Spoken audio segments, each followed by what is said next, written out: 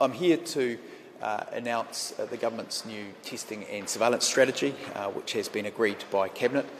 Its basic premise is that we want to continue to make sure that we have one of the safest regimes at our border in the world, and that we continue to be able to test to convince ourselves, to be sure that strict border regime is continuing to be effective.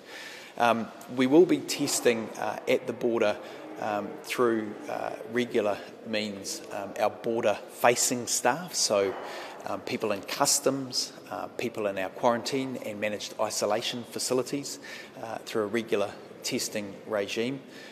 We will also be testing regularly our air crew, and particularly those on high-risk routes. Currently, particular focus on those travelling to the US.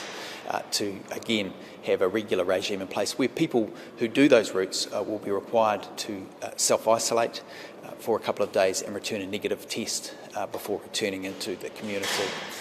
We will continue, of course, with symptomatic testing. That remains the mainstay around the world of COVID efforts.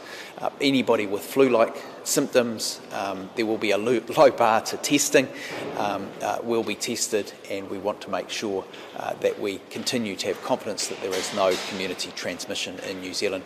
And in addition to that, we will also be doing asymptomatic testing.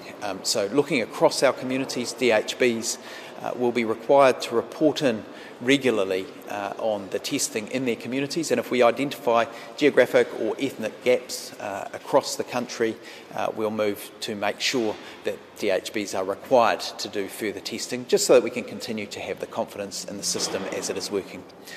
The mainstay, of course, will continue to be the 14-day managed isolation period at our border.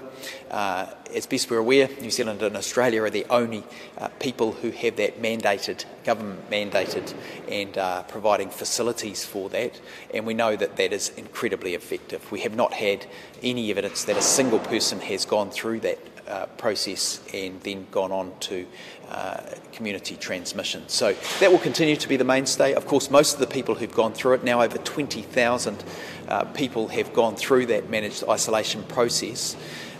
All of those people have gone through. It's been incredibly successful. Most of them were not tested because the testing regime is a relatively new part of it. It is the effective and important thing, but we want to continue to bolster things at the border to give us confidence and also to give New Zealanders confidence that the system is working.